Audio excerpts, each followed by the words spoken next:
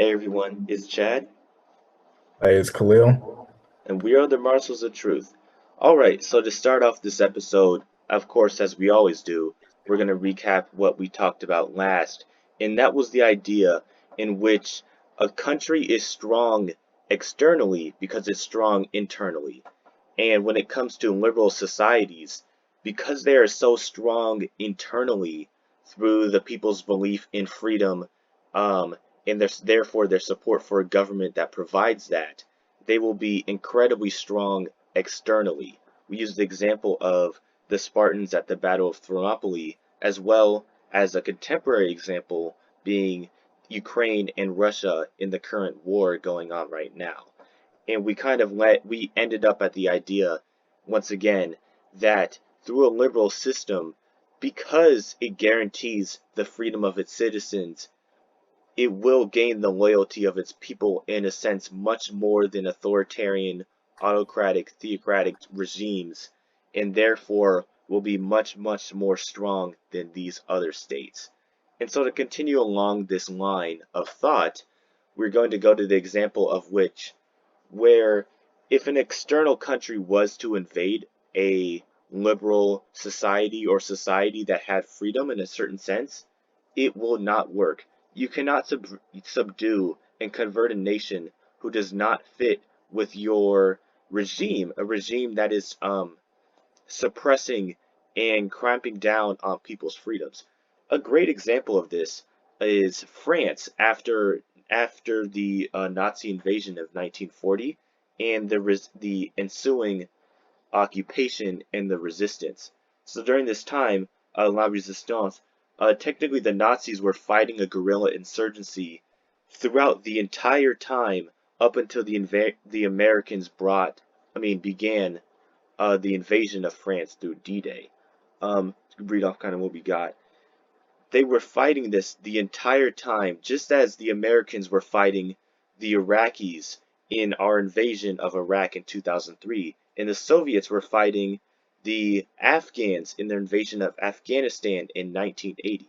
When these groups, which had a sense of freedom in their countries, where they were able to believe or just keep the beliefs that they had and not be interfered upon by their government, when an external force would come in and try to disrupt that system that they already had, it would go terribly. Um, we have to wonder why, when we are fighting groups essentially fighting for their own freedom, these wars do not go very well for the invading force. Look at Vietnam, the Soviets in Afghanistan, the Americans in Iraq. When these invasions happen against a country, against a group of people fighting for their own freedom, it does not end well because as long as their people are fighting for their freedom, that is once again, as we described in the last one, that is what's going to make them fight even harder than the materials and the things that they have are going to allow them to support. It will keep the fight going because as long as they hold on to that idea, it's almost impossible to subdue that idea. Yeah, and it really just shows just how strong a nation of people that don't want to be invaded, that are relatively okay, in the system that they were in before, or even if they weren't, they were so scared of what an invasion by an hostile force, would bring, that they gave such a spirited defense. Um, and whether it be the French, against the Nazis, or the Afghans against the Soviets, or even the Vietnamese against us. So I guess us Americans, and so yeah, I mean, really just looking at to the basic point, like the big overall point that we'd mentioned over and over again.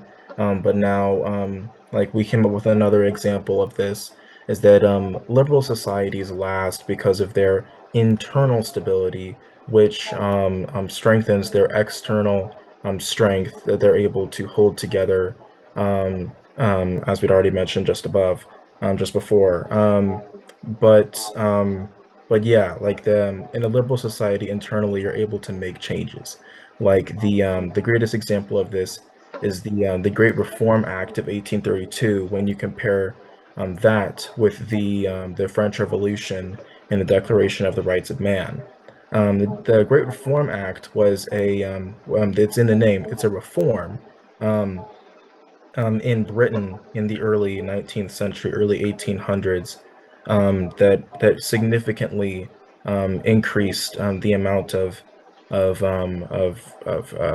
voting rights within the population, and allowed those that had voting rights to vote in representatives that would represent them in their cities or in their districts when previously they used to be appointed, whether by the prime minister or by the king.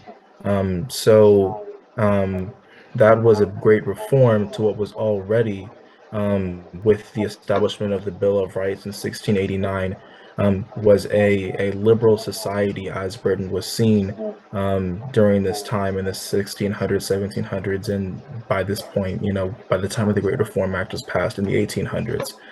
The French, they were not able to change their system through reform. That's why they had a revolution in 1789, with the passing of the Declaration of the Rights of Man and the new General People's Assembly in Paris. It just came out of thin air. Very different than the Great Reform Act in Britain, and where certain politicking and protests were involved within the country to get that passed. And so that there's this idea in liberal societies that you don't need to revolt, you just reform. It's a perfect example why they have a sense of order and peace, because they recognize revolutions as being unnecessarily disturbing to the peace, but the reform itself brings freedom to the people. The idea of the general strike, seizing the means of production, and the violent revolution, all in works like the Communist Manifesto and others like it that advocate for a socialist or communist society, upending of society, and something new. Um, um, but in a liberal society, the freedom itself keeps the peace. And that's a perfect example of balance right there. So, Mm, and when you compare that with China, if you remember from our previous episode in this series, because we're not keeping track at this point about numbers, but we were talking um, about the social credit system in China, and about how in a Business Insider article there was a 32-year-old unnamed entrepreneur, and when he was asked about the system, he praised it, saying, "quote I feel like in the past 6 months, people's behavior has gotten better and better." End quote. Then I would like you to follow with me on this logic, analyzing this quote here, especially considering ideas about the general strike, seizing the means of production, and the violent revolution, all about the idea that you don't need to make change in a communist society because it's supposed to be a utopia. So follow with this idea, an idea that we'd already mentioned in the series to a certain extent. But anyway, if I was a Chinese citizen who was allowed to have a brain, then I would ask said 32-year-old entrepreneur why he said life and people's behavior has gotten better. And then I would say, how can the government have done anything that made life better if the CCP was already a perfect communist/socialist utopia with no problems to be fixed at all? It was already perfect, right? So how could life be getting any better? If life was to be made better by the government, then that immediately assumes that life was indeed not perfect in that society. If that aspect of life, like social credit and popular behavior in public life, was not perfect, just how unperfect was life before that? Why wasn't the problem fixed before? How many problems are there in this communist/socialist society by the CCP that aren't fixed yet and can be fixed and hopefully will be fixed by the party?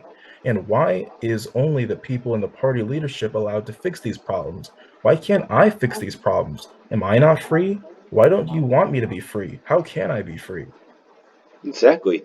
It just shows the absurdity of the complacency that's brought upon in these regimes in which freedoms are curtailed. For one, you start out with you don't know what problems the CCP or China has because do not have the freedom of information. These countries are not transparent. You don't know what problems they have because they don't broadcast them out. You don't know what the problems are, and so you think there are none. However, if you were to know what problems there are, you cannot protest to change them. You cannot go out to the streets. You cannot picket. You cannot message your senator or anything like that. Any sort of resistance or acknowledgement that the current system is not perfect is an act of separatism, is an act of division, one of which those autocratic regimes are immediately and very happily to crack down upon. So again, this is what happens when societies do not have the freedom, one, to know, and then two, to change their own societies. You get one where you don't know what the problems are, you think everything's perfect, and you just get fed the lies that somehow it needs to be made better because there are problems, you don't know what they are, but a government that is working to solve the problems of a really what isn't a utopia, a utopic society, but one that is damaged, has faults, and needs change, but a change that you cannot participate in because you do not have the freedom to do so. And so, once again, liberal societies that allow for reforms offer they do so a lot much better and do not need these revolutions that autocratic or um, aristocratic or king-led systems need. Once again, we look back at Britain, who had the Great Reformed Act, and that greatly expanded voting rights, in which, and again, that was an issue brought upon in the French Revolution, in which they had to overthrow the government many, many times to try to secure these freedoms and these different initiatives to do so. In Britain, all you had to do was pass an initiative to pass a law that would greatly expand voting rights and gave the ability of citizens of cities throughout the United Kingdom to vote for their representatives. In France, revolution after revolution, violence, chaos, war. In a liberal system, you don't need to do that. You don't need a revolution because all you have to do, like I said, is change something. You could build upon the system that's already there. Pass a new law, pass an amendment, anything like that. You look at all the revolutions throughout history, they've been in countries that are led by dictators or kings or empires or any sort of other sort of authoritarians. You don't see revolutions in liberal democratic nations, do you? Can you name one? I don't think I can name one. Neither can you, Khalil. You don't see that in a liberal system because we don't need it. You don't need a grand revolution when you can have one every November. It just doesn't make sense. It's unnecessary. And that's all due to the fact because that people feel and people can make a change in their societies because they are given the freedom to do so in a liberalist system. We could vote for the representatives who decide on the policies that we support. We can pass propositions in order to directly put some of the laws that we want changed in our states. That's especially an example of California in the United States. We could pass propositions to directly create laws. We have the freedom to create change through the institutions we have. And if we can't, we have the ability to protest and picket and coerce the government to going to bending back to the citizens' will because at the end of the day, it is us who give the government power and the government should respect that. And so in liberal systems, we can do that. And so we will. And so therefore we do not need a revolution every year, every other year, every decade, when we can have one whenever the next election is or whenever the next cycle is. Right. And it's because of that feeling that people can make change that it explains why America has lasted for as long as it has 246 years. How great is that? We don't even know how long America will continue to last, but it could be for the next 1,000 years because we have those systems in place. And as long as they don't erode, as long as the truth isn't weakened and manipulated and upended, as long as no single person needs to get around the law because they're above the law, then we will have a continuing, lasting American society, and not for the detriment of anyone, because America balances peace and freedom. This is the prelude to what we want to describe as the Pax Americana. There was the Pax Romana, the Pax Britannia, the Pax even Mogolica, and now what we want to describe, um, it's often difficult to describe when exactly it started. Maybe post 1945, maybe post 1989, 1991. But there has been a period um, for at least um, for at least 3 decades by this point of undisputed American power in political, economic, and military terms in the most complete and effective um, um, dominance, of exhibited potential power in the world. Now, what's interesting though about America is that it doesn't need to take over the world and annex territory. It's an empire on an idea.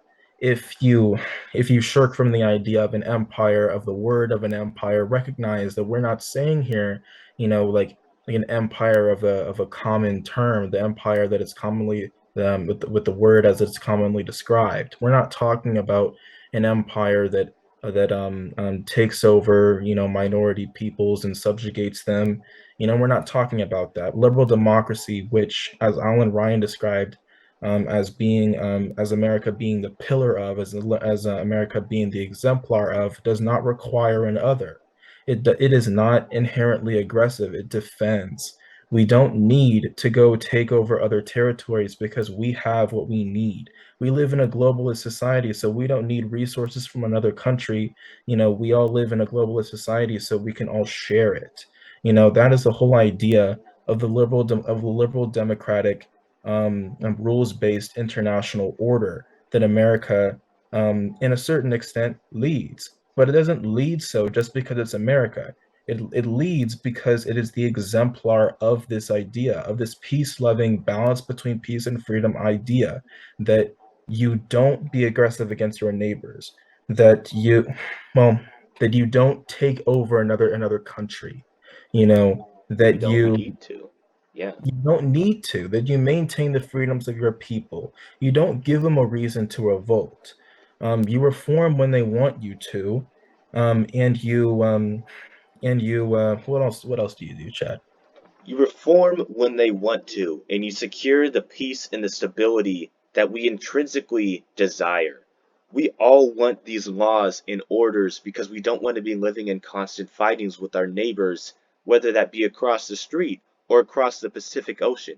We enforce these laws within our country and we enforce them outside because in order to keep this order that we have, in which we do not need to be fighting each other all the time for the resources that we could easily trade or simply just share with each other, we have these rules, we have this order, we have liberalism, an idea that has covered almost across the entire globe, one that has survived, like we said, if not for the past 70 years, then at the very least for the past 30, that has grown and flourished and combining with the ideas of freedom and peace, and as well as economic cooperation and other sort of diplomatic cooperations like international agreements like the European Union, trade agreements like NAFTA, all these different ways that we can cooperate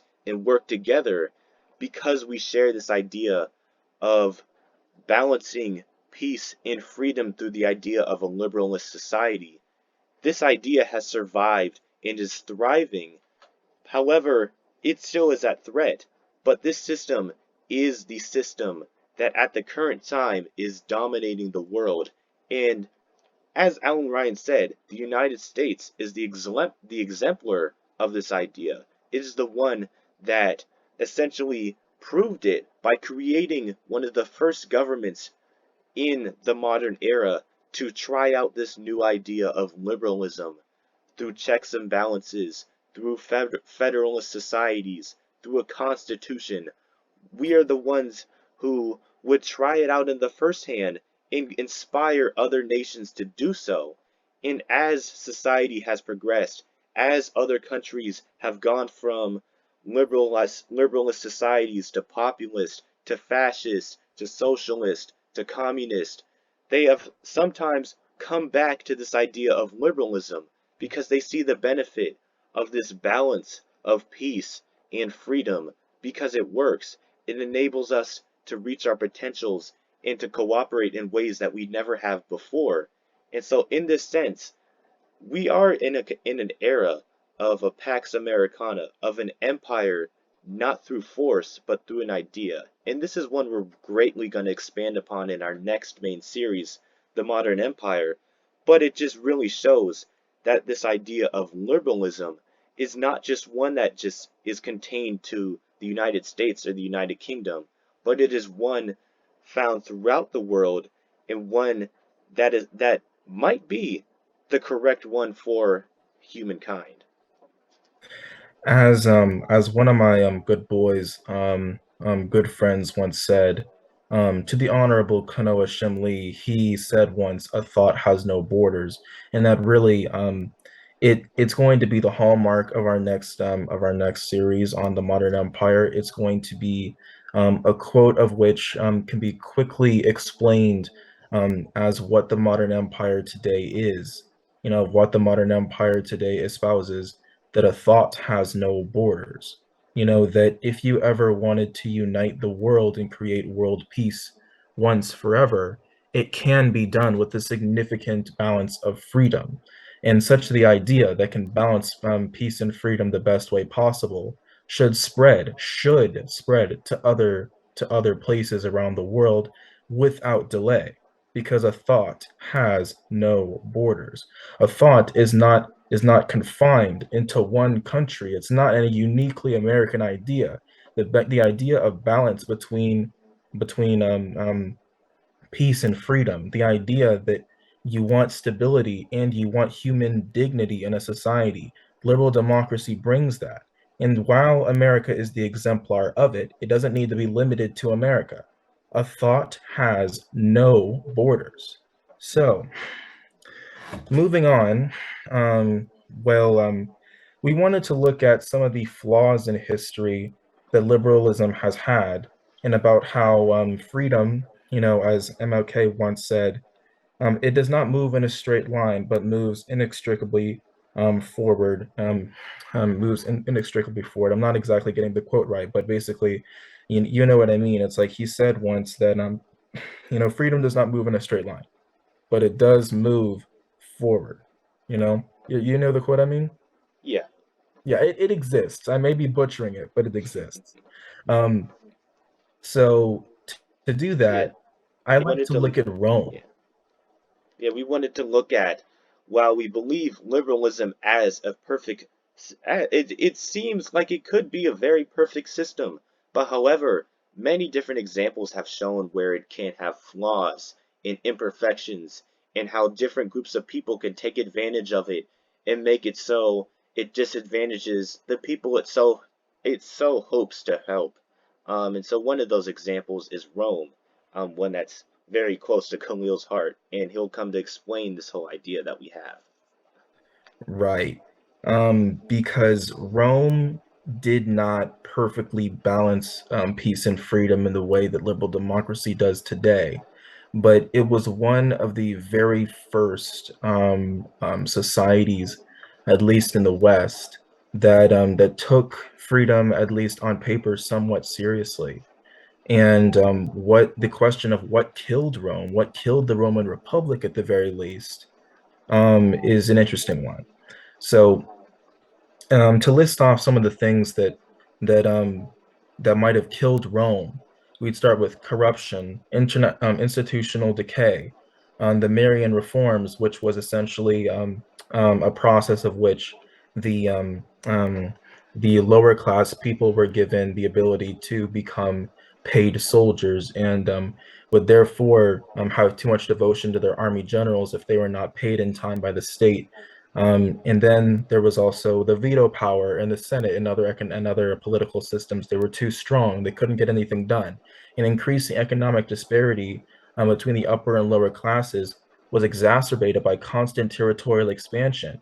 And despite Caesar, there was resistance to social welfare programs like the grain dole, which was to give food to the youngest, to the poorest of Rome's citizens, free food to the poorest of Rome's citizens, and land for veterans and other poor citizens because of a leaned aristocracy over democracy. The Republic's fall was not so much because of Caesar, it was institutional neglect, and a strong aristocracy that didn't want democratic progress, and a belief that the stability was only possible by maintaining the status quo. Caesar attempted to pass a land reform in 59 BC during his time as in his consulship, which is the Roman equivalent of a presidency, um, and it would give veterans and other poor citizens land, which was initially denied in a vote in the Senate, even though none had any verbal um, um, rejection. None had any official complaints about it because the bill, as it was described, was apparently so watertight that there could be no immediate rejection of the idea. But when it was called to a vote in the Senate, um, they rejected it. Now, Caesar had to go through different means to be able to get it passed, but it really was an example in this proposed land reform that the Senate did not care about its people. They weren't even about to hide it. They just did not care about its people. They just didn't want it to happen. The Senate needed to commit to stability and social services to the people. They refused to do so and called Caesar a dictator because of it long before power ever corrupted him.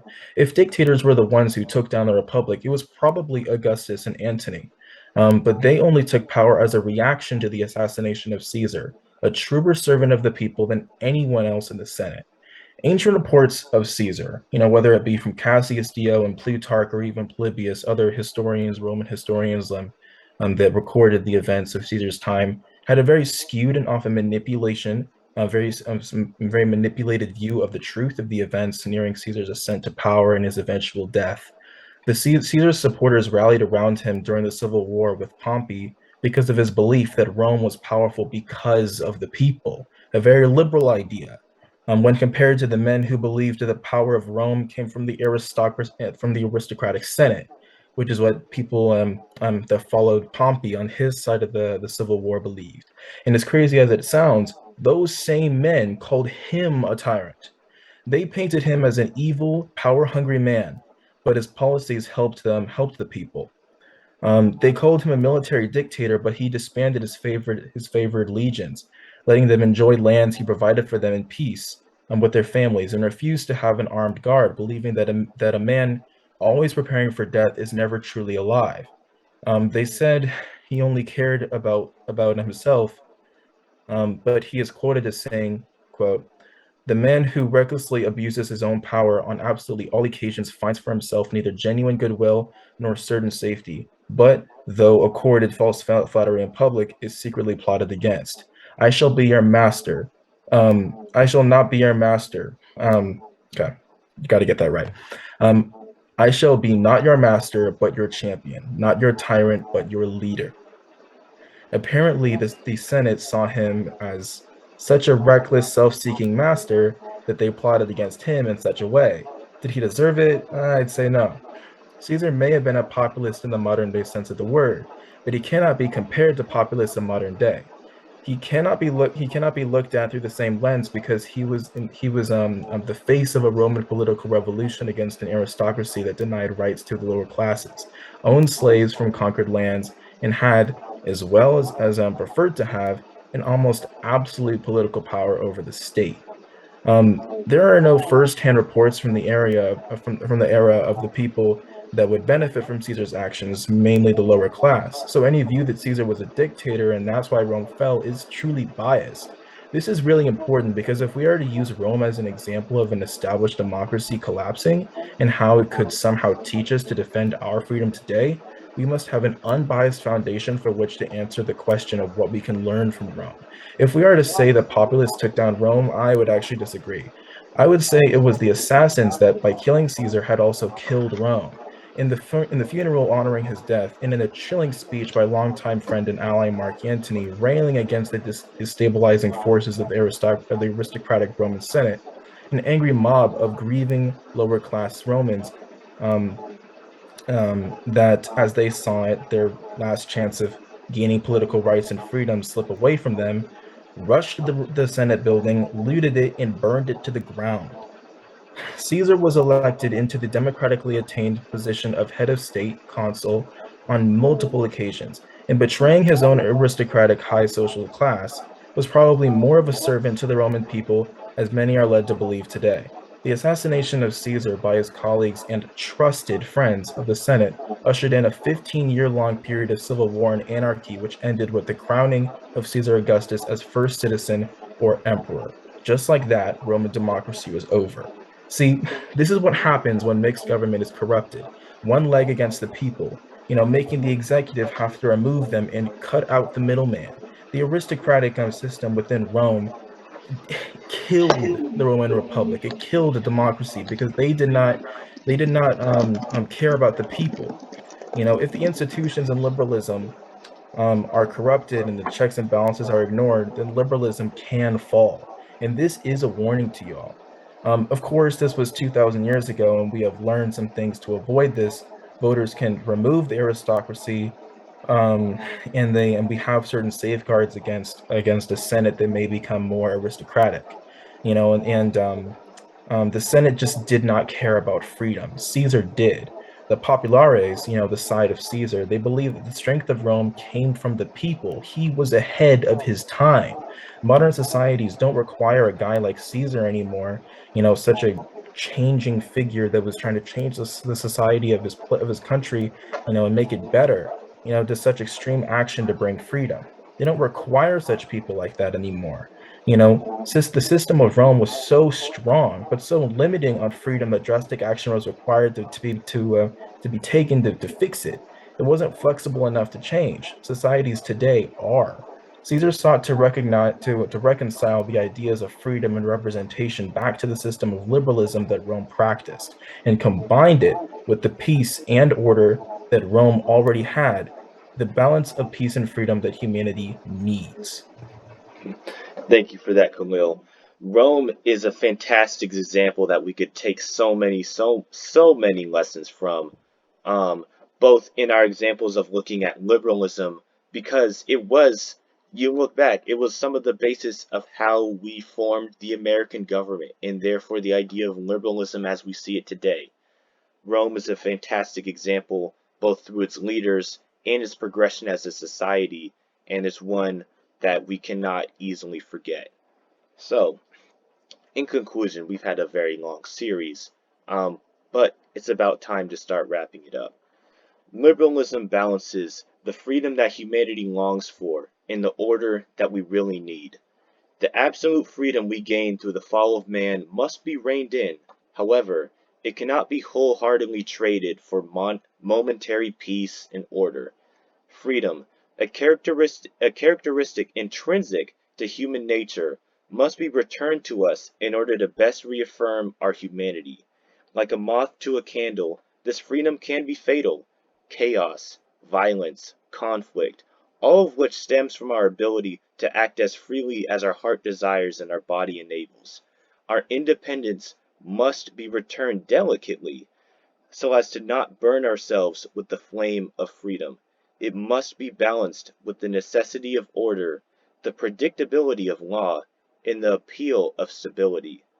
A system in which a contract is formed between the governed, and the governing, an agreement in which we exchange freedoms that we appreciate in order to curtail freedoms that may harm us, a government through which our society's independence is balanced with our state's stability, is a system that best ensures the prosperity and potential of mankind.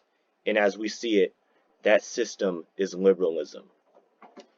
Thus really concludes the majority of our series on the ideas of peace, freedom, humanity's attempts to balance the two throughout history, and our realization that liberalism is the best way to do so.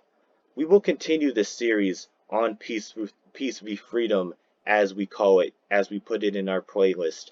Um, but as we do so, we will continue it with the analyzation of world leaders, many of which are American, in order to illuminate their views and arguments in support of the philosophy of liberalism. So, without a further ado, we are the marshals of truth, and we'll get back to you with a series of quotes by a series of leaders over the past century or so, expressing the idea of peace, freedom, and how liberal democracy and the exemplar of it, the United States, is the strongest and best possible system to maintain the dignity of the human being and the necessity of order, as Chad mentioned in that conclusion. And with that, we are the marshals of truth. We'll see you next time.